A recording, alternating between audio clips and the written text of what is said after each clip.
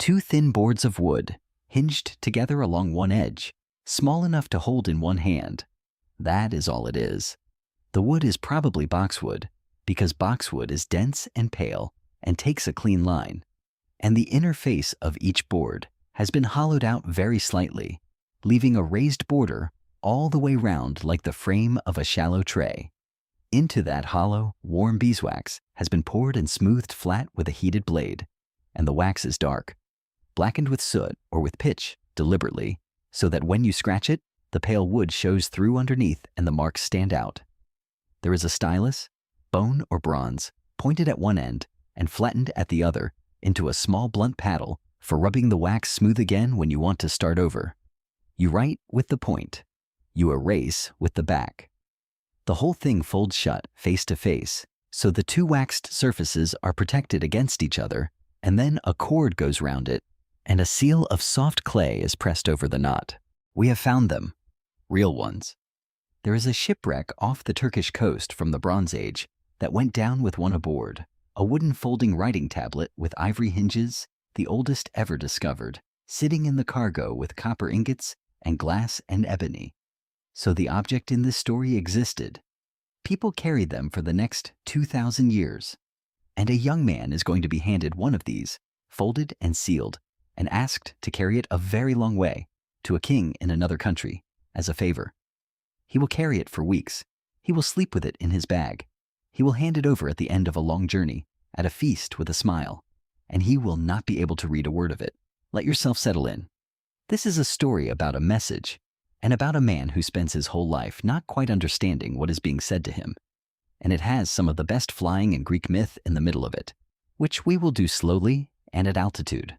If these long nights are useful, I helps this small channel reach other people awake at this hour. And I like knowing who is out there. Put your town and the time on your clock in the comments before you drift off, and I will read them in the morning. Now, the young man. He is from Corinth, which is a good place to be from. A city on the neck of land between two seas, with a citadel on a lump of rock behind it that you can see for 30 miles, and a spring on top of that rock which has never once run dry. His grandfather was the king who cheated death twice and ended up pushing a stone up a hill forever, which is a story we have told, and it is worth noting that this family has a long history of being cleverer than is good for them. His father is a king too. His mother, in one strand of the tradition, was visited by the sea god, so that there are two accounts of his parentage running in parallel, and nobody ever bothered to reconcile them, and his name was not the name we know. He was called something else as a boy. Hipponus in most sources, which means something like horse-minded, which is a fine piece of foreshadowing whether or not anybody intended it. Then he killed a man. The sources are unanimous that it was an accident, and they cannot agree on who it was. A brother in some, a local nobleman called Belarus in others, which is where the name comes from, they said, the killer of Belarus. That etymology is almost certainly wrong, and modern philologists have argued about the real root for a century without settling it. But it is what the Greeks believed, and it means that from adolescence onward, he walked around under a name that meant what he had done. That is the beginning, and it is important because it is why he cannot stay home. Blood pollution is the mechanism here, and it needs a moment because everything in this story runs on it. A man who has killed somebody, even accidentally, was understood to be carrying something. Not guilt in the modern sense, a physical contamination, a stain that clung to him and could spread. He could not enter a temple.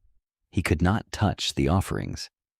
If he sat at your table, you were contaminated too. And if the city kept him, the whole city might be. And then the crops would fail, or the women would miscarry, or a sickness would come. The only cure was ritual purification, and it had to be performed by somebody else. A king usually, in a formal ceremony that involved washing and the blood of a young pig poured over the hands, which means a killer had to leave home and go and ask a stranger to clean him, and the stranger was obliged to do it. That is the extraordinary part. The whole apparatus of guest friendship applied.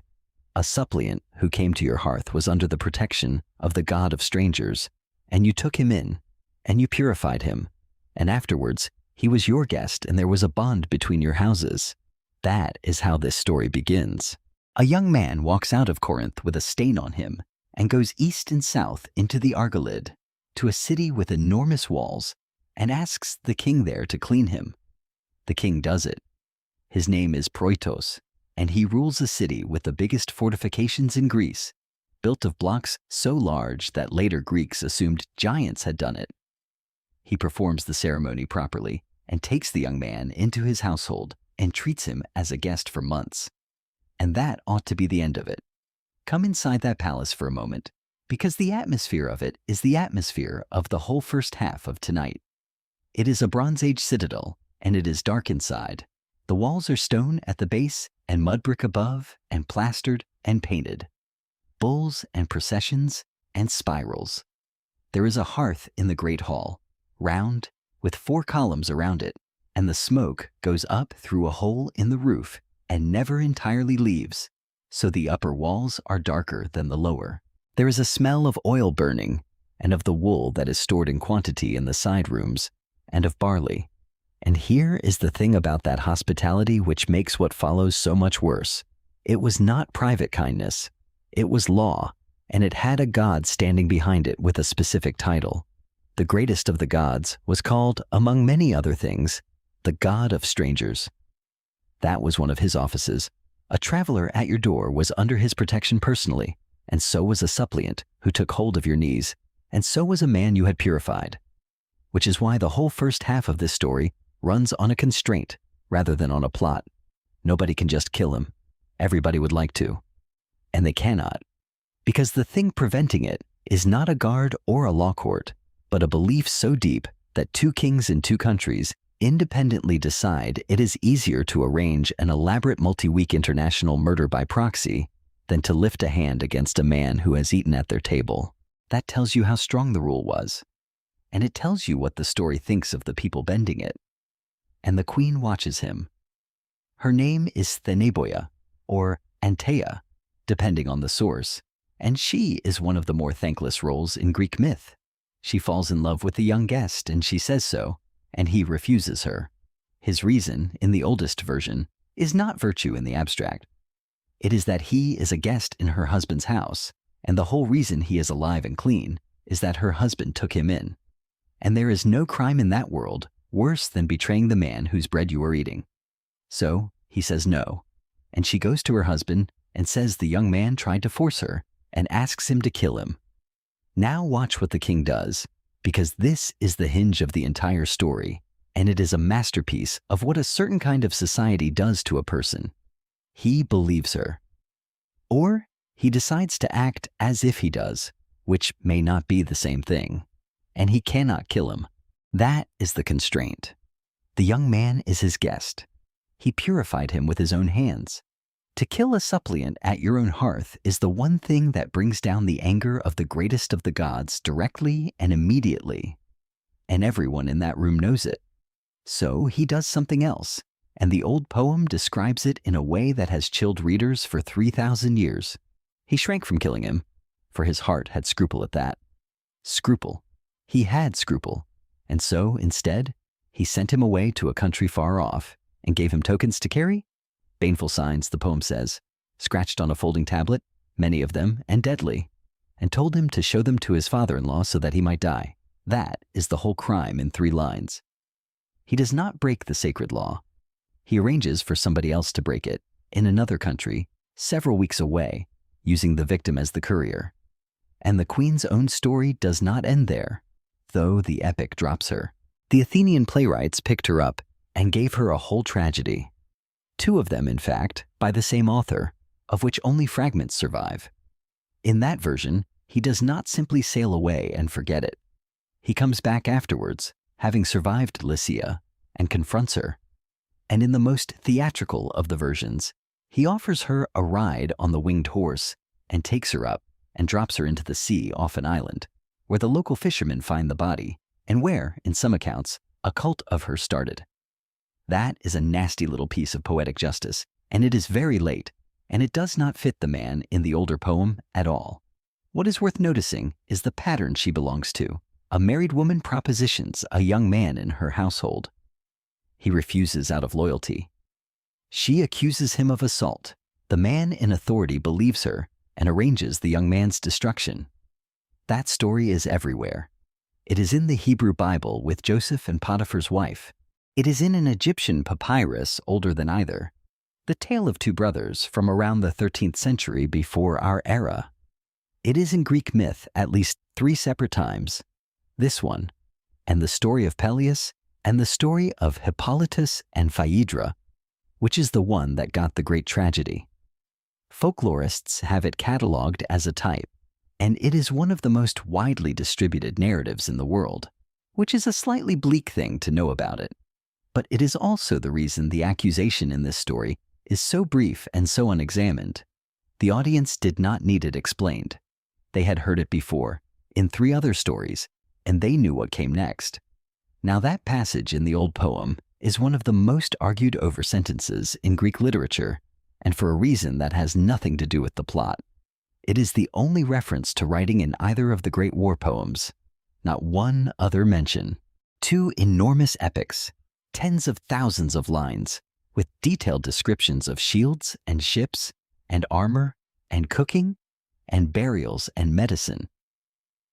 And writing appears exactly once in this story as a thing a man does to arrange a murder, and the phrasing is careful in a way that has kept scholars busy since antiquity.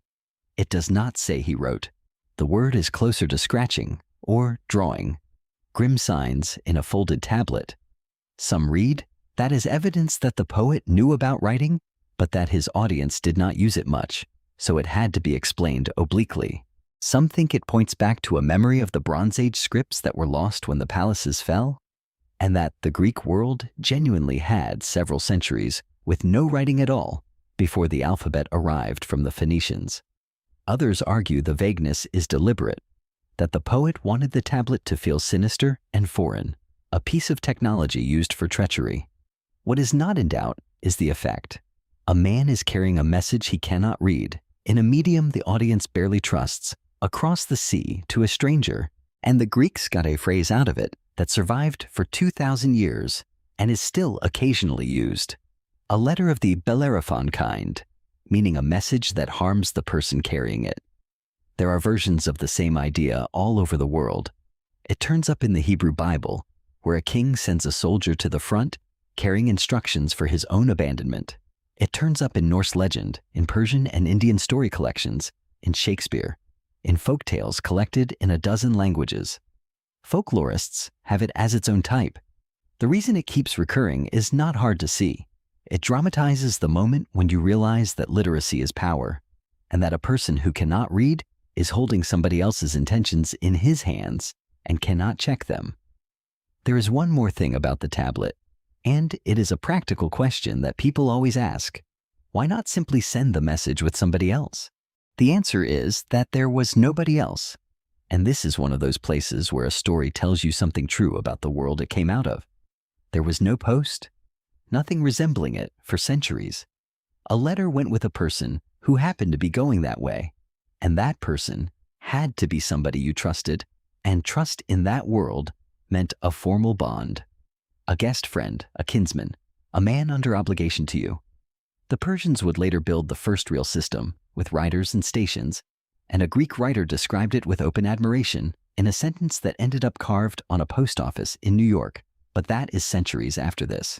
So a king in the Argolid who wants a message taken to Lycia has a very short list of people who can take it, and the young man in his hall is going that way, is under obligation, will not open it, and will be believed at the other end precisely because he is a person of standing. He is the ideal courier. That is why he was chosen. And the reason he is the ideal courier is the same reason he does not deserve any of this. There is a further wrinkle that the Greeks enjoyed. The seal is the security.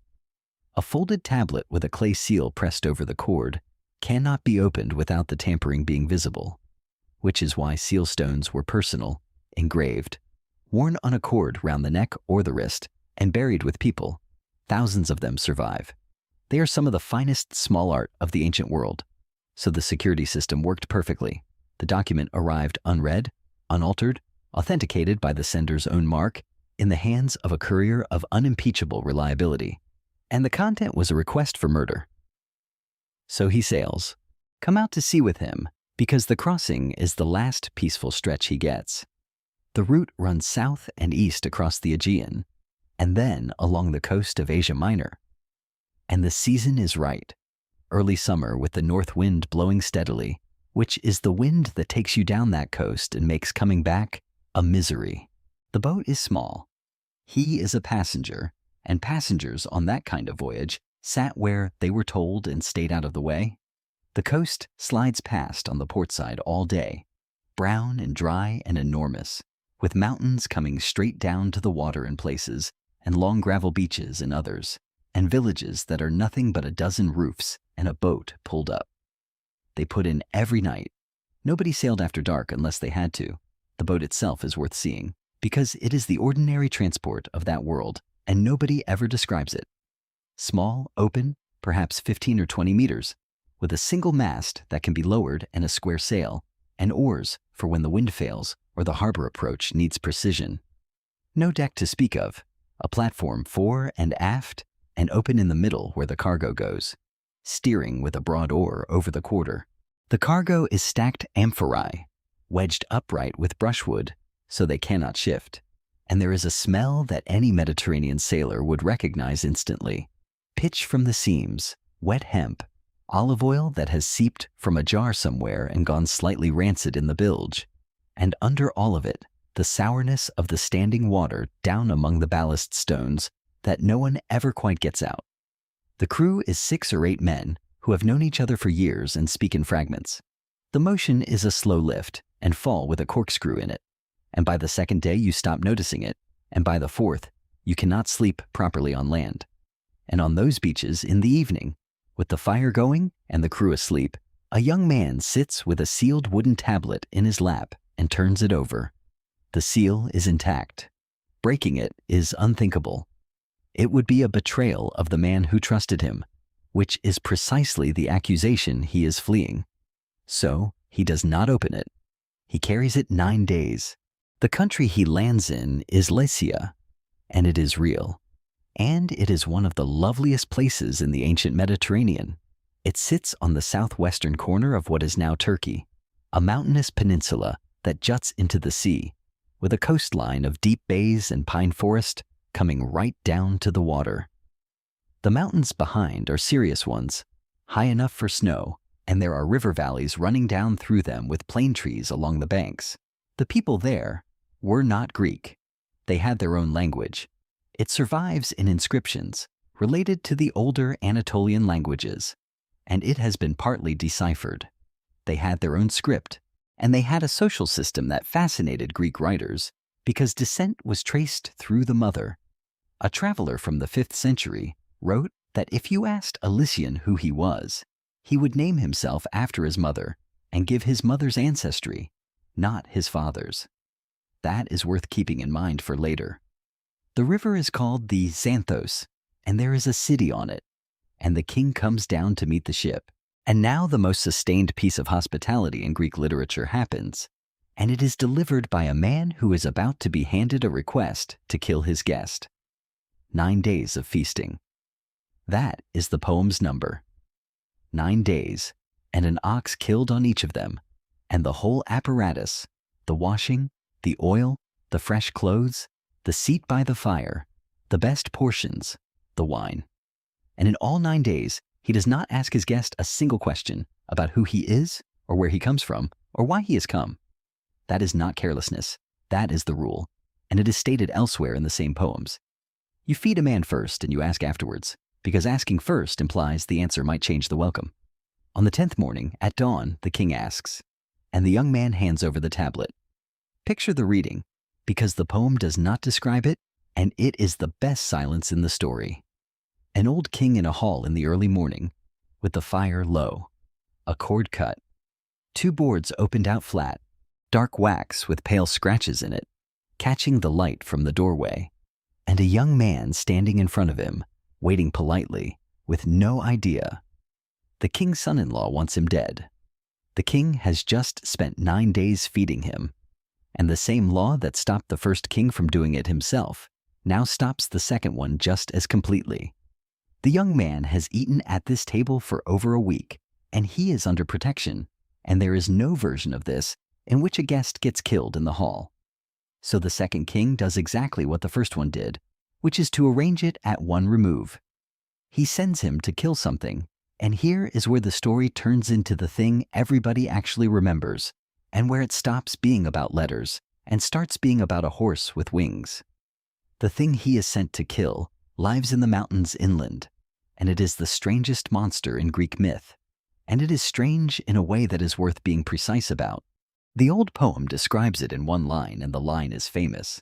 A lion in front, a serpent behind, a goat in the middle, breathing out the terrible force of blazing fire, not three heads on a body, in the earliest telling, a body that is genuinely three animals joined. A lion's forequarters, a goat's midsection with the goat's head coming out of the back, and a snake for a tail with its own head at the end. Later art made it more coherent, and later writers made it less. The vase painters mostly gave it a lion's body with a goat's head rising from the spine and the serpent tail, which is the version everybody now pictures, and it appears on pots and coins and shield devices all over the Greek world for centuries. Its name became a common noun. Anything hybrid or impossible or imaginary is chimerical, and that word has now gone into biology, where a chimera is an organism with cells from two different zygotes, which happens in nature more often than people expect, and into medicine, where certain engineered proteins are called that. And it was breathing fire in Lycia, of all places. Which brings me to the most satisfying piece of geology in Greek mythology.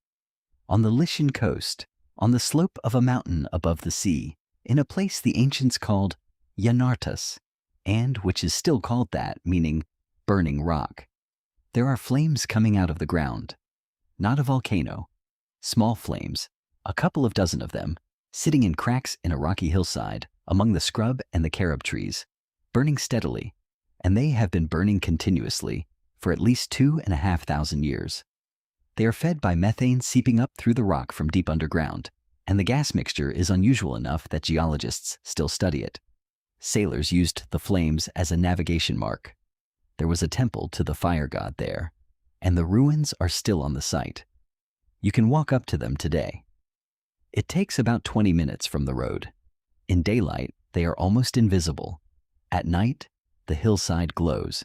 Ancient writers made the connection explicitly. One of them says that a mountain there was on fire, and that the story of the fire-breathing monster grew out of it, with lions on the upper slopes, goats in the middle, and snakes at the bottom, which is a rationalization so tidy that it has to be later than the myth. So, a young man is sent up into the mountains with a spear, to a hillside that has been on fire since before anybody can remember, to kill something. And on the way, he is told to go and see a seer, because he is not going to manage it on his own, and everyone knows it. The seer tells him something odd. He tells him to catch a horse.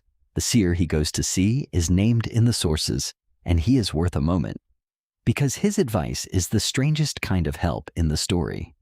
He does not give him a weapon or a charm or an incantation. He tells him to go and sleep in a temple.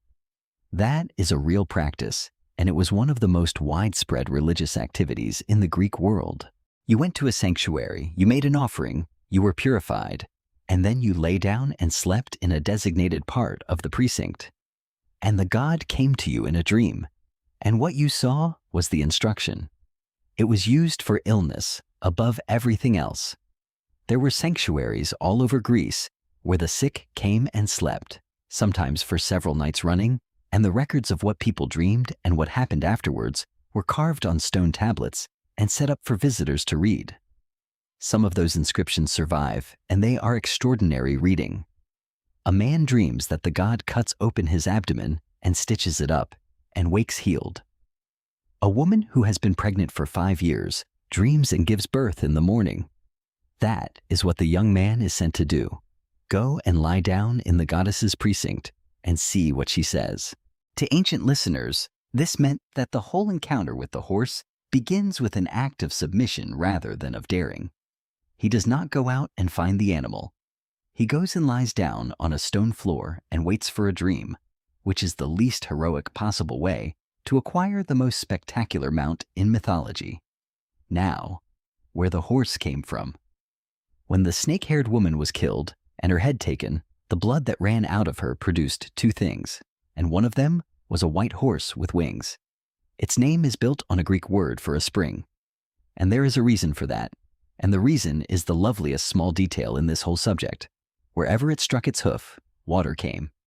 There is a spring on a mountain in central Greece, on Helicon, the mountain of the Muses, that was said to have been opened that way. The horse came down, put a hoof into the rock, and a spring started, and the poets drank from it. It was one of the standard metaphors for inspiration for the next 2,000 years, and it is why a winged horse ended up on the covers of poetry books. And there is another spring on the Citadel Rock above Corinth that was said to be the same thing. That is where the horse is, which means the young man has to go home to catch it, back to his own city, to the rock above it, to a spring he has known since he was a boy. He goes up at dusk and lies down beside the water and waits. Feel that hillside because it is the calmest passage tonight. The rock is limestone and it holds the day's heat and gives it back slowly through the evening, so the air near the ground stays warm long after the light is gone. There is time growing in the cracks, and it releases when you lie on it. Cicadas going and then stopping, all at once the way they do. Below, a long way down, the isthmus and two seas, one on each side going silver and then dark. And the spring at the top, in a hollow of rock, with the water coming up so quietly, you have to hold your breath to hear it. He sleeps there. And in the night, the goddess comes to him in a dream. The gray-eyed one, the goddess of skill and craft. And she puts something on the ground beside his head and tells him to use it and to sacrifice a bull to his father, the sea god. He wakes, and it is still there. It is a bridle. Gold in the story, and this is the detail that makes the whole episode mean something. The tool he is given is not a weapon. It is a piece of tack, a bit and a headstall and reins, the ordinary equipment for controlling a horse, given by the goddess who invented the bridle, which is one of her actual attributes. There was a cult of her at Corinth under the title of the bridler. The message could not be clearer. You are not being given a weapon. You are being given the means to work with something. He waits by the water, and in the morning the horse comes down to drink. Now, the taming, which the sources describe in a sentence, and which anyone who has been near horses can fill in for themselves. It does not go well immediately. A wild horse at a spring will not let a person within 20 feet, and a winged one has an option that ordinary horses do not. There is nothing in the tradition about it being tamed instantly by magic. What the sources say is that he bridled it, and that with the bridle, it accepted him. I have always liked the fact that the miracle in this story is the bridle and not the horse. And then he gets on. Come up with him because we do not get to fly very often. The first thing is the noise, not the wings, the wind. As soon as the ground drops away, there is a rush past your ears that does not stop and that you have to shout over. And the cold arrives with it, immediately, even in summer because the air gets colder the higher you go, and there is nothing between you and it. The wings are enormous, and they beat slowly, and each downstroke pushes you down into the animal's back, and each recovery lifts you slightly, so there is a rhythm through your whole body that is nothing like riding. The ground reorganizes itself. That is what nobody who has not flown expects. The hills flatten out, and the valleys become lines, and the fields turn into a pattern, and a river that you would take 2 days to follow becomes one visible shape from source to sea. The isthmus below him has water on both sides, and from up there you can see both at once, which no human being had ever done. Above 300 or 400 feet, the smells stop. That is a real thing, and it is one of the strangest parts of altitude. The world smell is a ground-level phenomenon, and it drops away, and there is nothing but cold, clean air with no information in it. And the sound of the world goes too. Dogs and a bell somewhere, and then just the wind.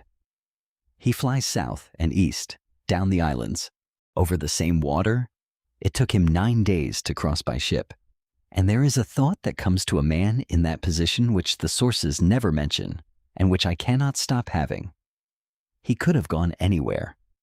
He is above the sea on a horse that does not tire, with the whole world underneath him, and there is nothing at all obliging him to continue to Lycia and kill a monster for a king who does not like him. He goes anyway. Some readers put that down to the code, that he had accepted a task from a host, and a task from a host is a debt. Others think it is simpler. He is a young man who has been accused of something he did not do, and the only way he can see to answer it is to do something so large that the accusation stops mattering. That reading makes the ending inevitable rather than arbitrary. A man who wins his reputation back by achievement has to keep achieving, because the moment he stops, the accusation is still there, unanswered, waiting, which is one way to understand why a man with orchards and children and half a kingdom eventually points a horse at the sky. The fight is short, and it is entirely a matter of geometry. The monster's advantage is fire at close range. A man on the ground with a spear has to come inside that range to use the spear, and does not survive the attempt. And there is a valley in Lycia with the bones of the ones who tried. A man 300 feet up has no such problem. So the encounter is not really a fight. It is a siege conducted from above, and the sources describe him shooting down into it with arrows, circling, out of reach, taking his time, and then the killing stroke, which is the best piece of engineering in Greek myth. He fixed a lump of lead to the point of his spear. Then he flew in close, and when the creature opened its mouth to breathe fire at him, he put the spear into its throat. And the fire melted the lead, and the molten metal ran down into it, and that was what killed it. That story is in the later handbooks rather than the oldest poem, and it has the flavor of something a real metalworker thought up. Lead melts at a low temperature. Any Greek who had watched a smith would know that. It is also a perfect summary of the man's whole method in the first half of his life. He does not outfight anything. He works out what the thing's own strength is and turns it into the weapon. The Solomoi are the next thing, and they get one line in the poem, and it is a good one. He fought the glorious Solomoi and said it was the hardest battle he ever entered. They were a real people, or at least a remembered one, a mountain population in the interior behind Lycia, and there is a mountain range there that still carries a version of the name, and a later Greek writer describes them as a separate nation with their own language. Then the women. The Amazons appear in this poem in exactly the same brisk way. He killed the Amazons, women the equals of men. And this is one of the earliest mentions of them anywhere. They are worth a sentence because of where they were placed. The Greeks put them in the northeast, beyond the Black Sea on the steppe. And for a very long time, everybody assumed they were pure invention. Then archaeologists started opening burial mounds out there and finding women buried with weapons. Not one or two. A meaningful proportion of the graves in some cemeteries. Women with bows and arrowheads and horses, some with injuries consistent with having used them. Nobody thinks that proves the myth. What it suggests is that Greek travelers met nomadic peoples whose women rode and shot, found it astonishing, and built a nation of them.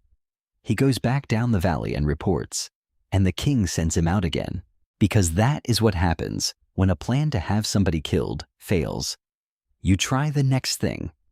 He is sent against a fierce people from the north, a tribe of famous fighters, and he beats them. Then against another. Then, in some versions, against a nation of warrior women. And then, when nothing has worked, the king does the last thing available and stops pretending. He sets an ambush.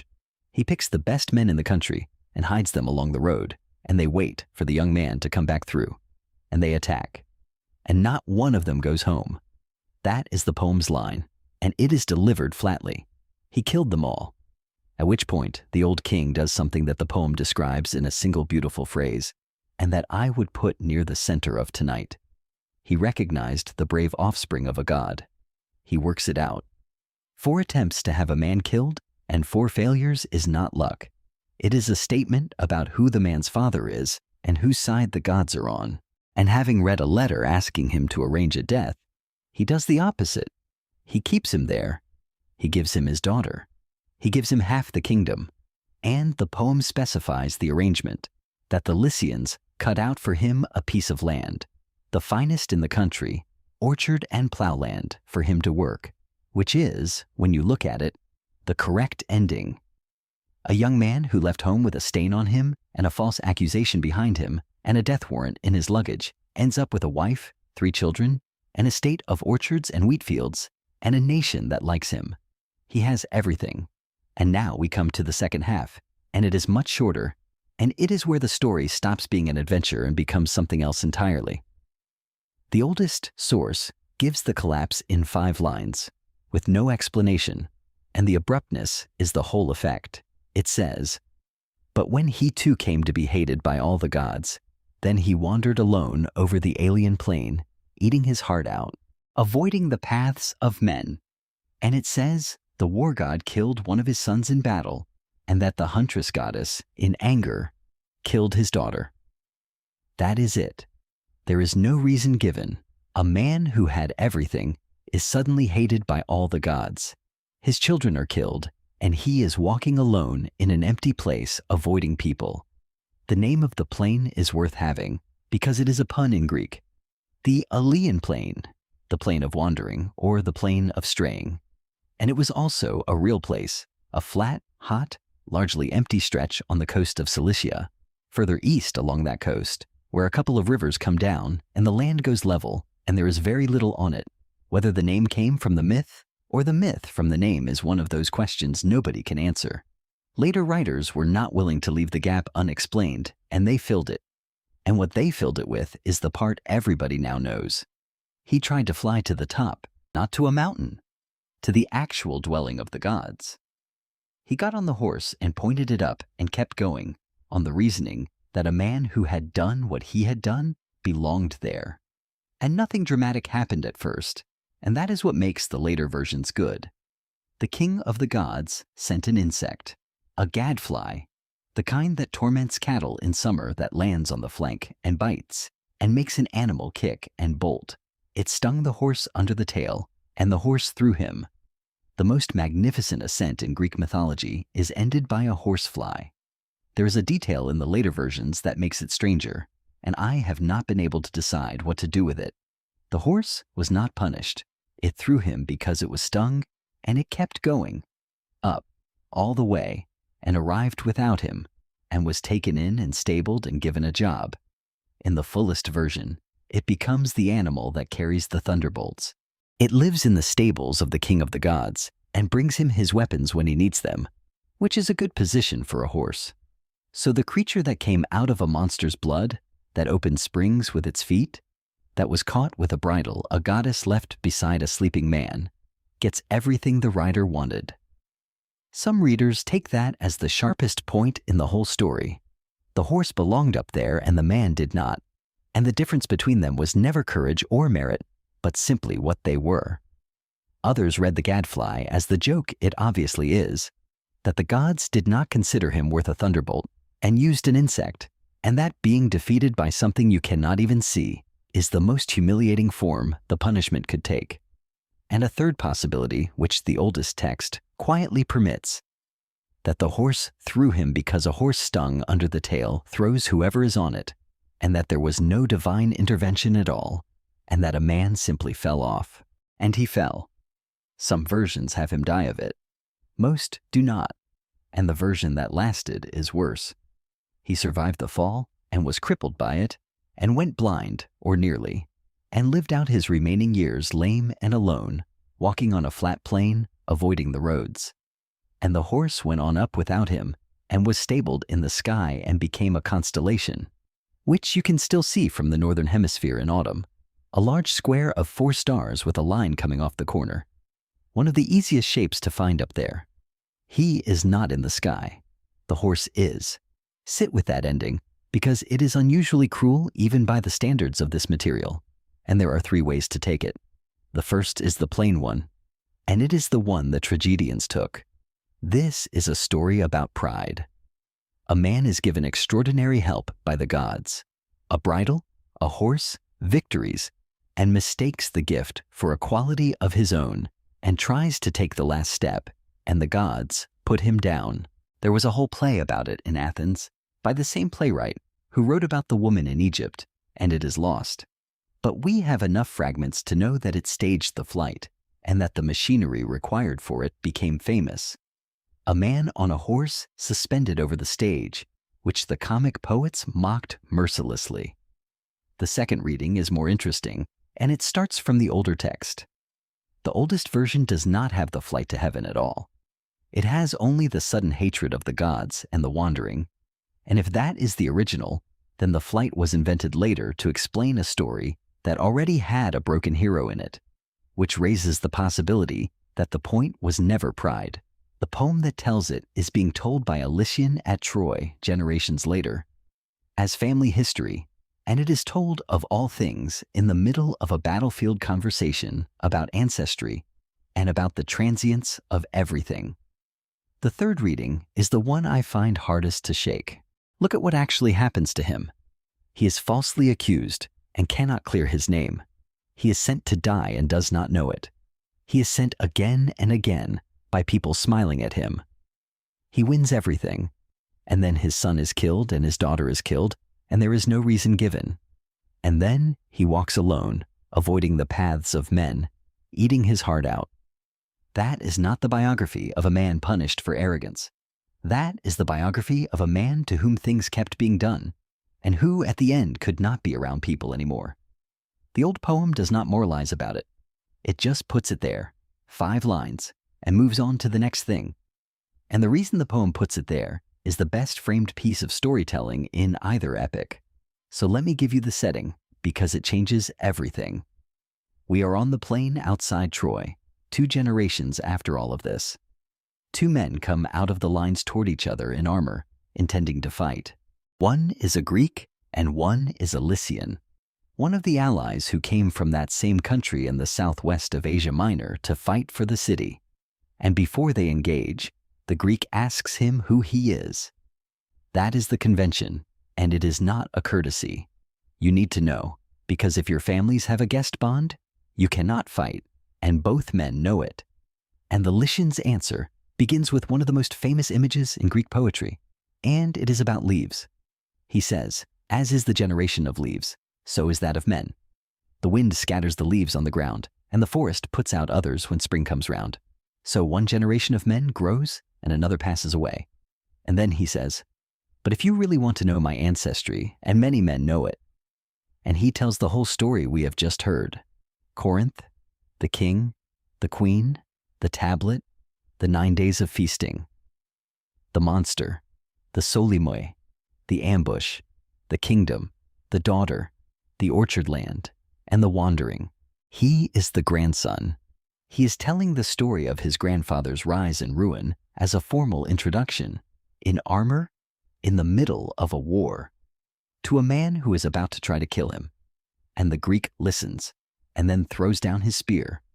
Because his own grandfather, it turns out, once entertained that same man for 20 days and exchanged gifts with him, a belt and a golden cup still in the family. And that makes them guest friends by inheritance, and they cannot fight. So they get down off their chariots and shake hands in the middle of a battle and agree to avoid each other for the rest of the war and swap armor as a token in front of both armies. That is the frame. The whole story of a man destroyed by a broken guest bond is told generations later in order to honor a guest bond, and it stops a fight. And the 2 of them, incidentally, make the trade that became a proverb.